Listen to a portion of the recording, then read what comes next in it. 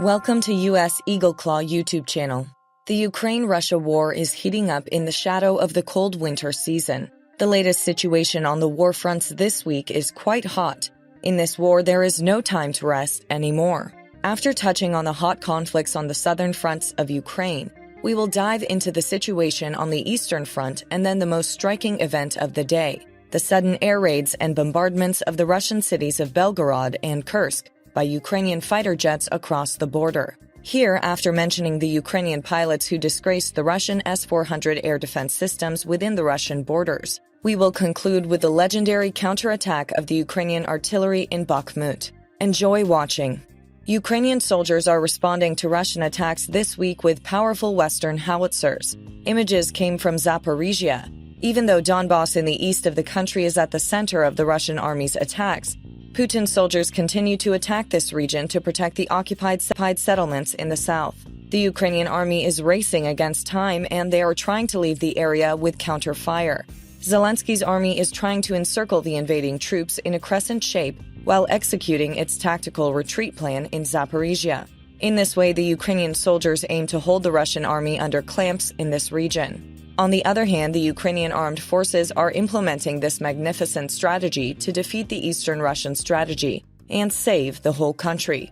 This week, Russia sent most of its troops from Kherson and Zaporizhia to Donetsk and Luhansk in the east. Against this Russian reinforcement move, the Ukrainian generals responded immediately, and the Ukrainian army stifled the Russian attacks with an all-out counterattack in Donetsk center and Bakhmut. The Russians came under heavy Ukrainian artillery fire and had to withdraw completely. With the intensification of the winter cold, the critical war situations will become difficult for both countries, while the Ukrainians will spend Christmas in the shadow of the war. In the images obtained yesterday, it was observed that a Christmas tree was set up in the city center in the capital of Kiev. Ukrainians note that although Kiev is currently in the dark, the Christmas tree in the city center should shine. The attacks of Putin, who flatly rejected the call for a ceasefire from Ukraine to cover Christmas, do not slow down. It is not just Ukraine's demand, as the front is so hot, the Russian army can't cope with the brutal winter conditions, and the morals of the Russian soldiers are collapsing even more in the face of the Ukrainian attacks. The request for a partial ceasefire at Christmas is also requested by the commanders of the Russian army, but the Kremlin does not care about it and is still determined to use its soldiers as cannon fodder. Yesterday, Russian Defense Minister Sergei Shoigu inspected the troops of the Moscow army participating in the battle. It was stated that Shoigu met with Russian soldiers at the front. The timing of the visit of the Russian defense minister drew considerable attention. The reason for this is considered to be Shoigu's visit to the Russian troops a few days ago, after British defense officials determined that low morale was creating fragility in the Russian forces. The Moscow administration wants to keep the morale of its soldiers who have been fighting since February high. In this context, the marching band of the Russian army will be sent to the front lines of the Ukrainian war. However, despite all these efforts of Russia, the Ukrainian armed forces destroyed the morale of the Russian army and the Moscow administration, thanks to the extraordinary operations they carried out across the border. Changing the scale of the war, the Kiev soldiers carried out offensive operations on Russian territory in the last few weeks. As the conflicts moved to Russian territory, there was a great deal of panic between Vladimir Putin and then other Russian officials. The attacks carried out by the Ukrainian army on Kursk recently started late at night. 2 consecutive explosions in the city also illuminated the darkness on the streets of Kursk. These violent explosions, which woke the residents of the region from their sleep, were reflected second by second on a security camera in the city of Kursk. After the Kursk attacks of the Ukrainian army, the next address of the activity was at the Russian city of Belgorod. Now let's turn our route to Belgorod, the critical region where hot events take place. Belgorod was shaken by violent big explosions at noon today. Brave Ukrainian pilots in the skies were arriving in broad daylight with MiG-29 jets for Russian cross-border operations without fear. Residents of Russian cities had to wake up from their noon slumber by the missiles of Ukrainian jets and faced a great panic. The governor of the region and the Kremlin are on alert. A state of emergency was declared in the city for 3 months. Obviously, similar attacks were expected but still failed to intercept the Ukrainian missiles. The Russian city on the Ukrainian border was attacked this afternoon using an AGM-88 HARM anti-radar cruise missile. The type of missile was proved by the rocket fragments found at the scene, while the moment of the attack on Belgorod was recorded on video.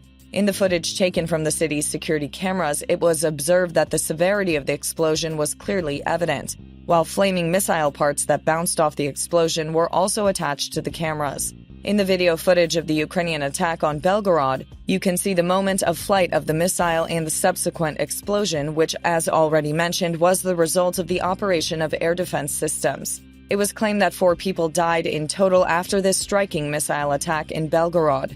It was also noted that some households in the city were damaged as a result of the attack. A warm assessment came from the Russian administration regarding the missile attack in Belgorod. The Russian Ministry of Defense claimed that Belgorod is about 25 kilometers from the Ukrainian border, and that this missile was probably launched from the Zolochiv region in the Kharkiv region due to its limited range. The statements of the Belgorod region governor Vyacheslav Gladkov were even more shocking, stating that the S-400 and other air defense systems were working during the AGM-88 HARM anti-radar cruise missile attack of the Ukrainian army on Belgorod. Gladkov announced that this missile could not be destroyed and fell into the city. The effects of the AGM-88 HARM anti-radar cruise missiles, which are in the inventory of the Ukrainian armed forces, have actually been clearly demonstrated in the past Ukrainian attacks. The fact that Russia's air defense systems, including the S-400, are helpless against the Ukrainian army's AGM-88 missiles was again demonstrated in the recent Belgorod attacks. Ukrainian pilots once again demonstrated their skills and proved that they are the phoenix of Ukraine. Previously, Ukrainian pilots had disgraced the Russian S-400 air defense systems with a similar cross-border raid twice. Also, before the Kherson offensive in September-October, the brave Ukrainian pilots managed to destroy 2 Russian S-400 air defense systems in the Kherson region. Now we turn our route to Donetsk and Bakhmut, one of the hottest front lines of the Ukraine-Russia war. A few days ago, the Ukrainian armed forces carried out hundreds of striking attacks in the Donetsk Oblast. These attacks, which were carried out in record numbers in the Donetsk region, greatly strengthened the dominance of the Ukrainian army in this region. In this region, where Russian troops were in large numbers, Kiev soldiers blew up dozens of command centers and ammunition depots belonging to the invading troops with artillery fire, mortar attacks, and successful firing of missile batteries. It was claimed that more than 300 Russian soldiers were injured as a result of the attacks. In Donetsk, where the tension did not decrease, the Kiev army also targeted critical Russian military bases with MLRS and NATO missile systems. 40 rounds fired from the Vampire MLRS of the Ukrainian armed forces blockaded a Russian military base near the center of Donetsk. The attacks in which the invading troops were shocked still continue effectively in the aforementioned region. While moving from Donetsk region towards Soledar and Luhansk, the activity in Bakhmut city on the route is also quite remarkable. In this city, the sounds of conflict do not stop. Let's take a look at the hot events in the city of Bakhmut, the other address of missile sounds, bombing attacks, and complexity. Over the last few weeks, the Ukrainian-Russian war has intensified, especially in the city of Bakhmut of the Donetsk region. Russia, which could not take Bakhmut for a long time, became even more irritable. Although the Ukrainian army suffered significant losses in this city, the Russians could not achieve a decisive victory in Bakhmut, where fierce clashes are currently taking place. With the support of the soldiers of the Wagner Group, the Russian army started bombing critical Ukrainian positions in the city at midnight last night. The bombardment attacks of the invading troops, which began very late at night, alarmed Zelensky's soldiers. As a result of this attack by Russia, 3 Ukrainian soldiers were injured. Ukrainian forces in Bakhmut took action to respond immediately on the night of the Russian bombardment. Soldiers of the Ukrainian army targeted Russian positions in Bakhmut at midnight with HIMARS long-range missile systems. And the expected began to happen. Ukrainian artillery units with each missile they fired from HIMARS caused explosions in the trenches of the invading troops, breaking them into the darkness of the night. With the start of artillery fire, the clashes between both sides began. Until the midnight attacks of the Russians, the fierce fighting had subsided for a short time. But these bombardment attacks of the troops of the Moscow army, which we have mentioned, rekindled the striking attacks on the Bakhmut front line.